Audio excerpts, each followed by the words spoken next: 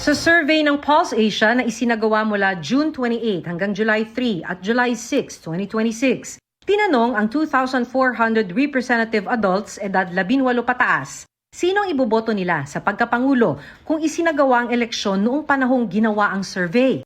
Sa listahan ng 6 na posibleng kandidato, 49% ang nagsabing iboboto nila si Vice President Sara Duterte sa pagkapresidente. 26% naman ang nagsabing iboboto nila si dating Vice President at ngayon Naga City Mayor Leni Robredo. 14% kay Senador Raffy Tulfo. Tig 1% kina DPWH Secretary Vince Dizon at Baguio City Mayor Benji Magalong at 0.1% naman kay Metropolitan Manila Development Authority o MMDA General Manager Nicolas Torre III.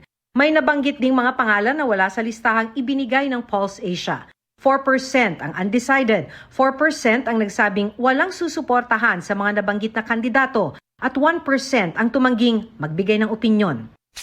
Sa tatlong set ng three-way presidential election, nanguna rin si Duterte. Siya rin ang nanguna sa one-on-one presidential race laban kay Naga City Mayor Robredo, pati kay Senadora Risa Hontiveros. Sa 7 namang nasa listahan para sa pagka-vice-presidente, nanguna si Senador Bongo na nakakuha ng 27%. 21% kay Senador Robin Padilla, tig 14% sina Senador Bam Aquino at dating Senador Grace Poe, 9% kay Senador Erwin Tulfo, 4% kay Senador Kiko Pangilinan at 0.5% kay Torre. Gaya sa presidential preference, may pangalan ding nabanggit na wala sa listahan.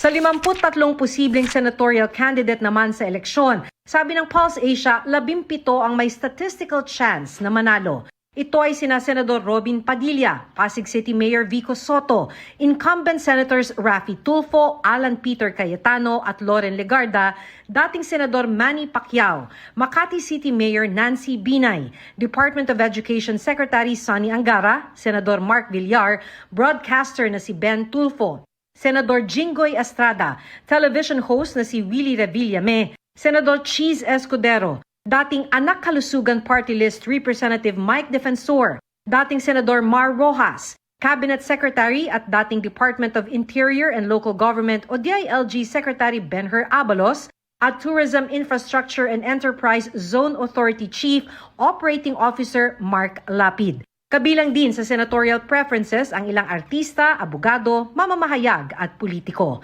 Sabi ng Pulse Asia, walang grupong nagkomisyon ng Ulat ng Bayan survey na merong ±2% error margin at confidence level na 95%.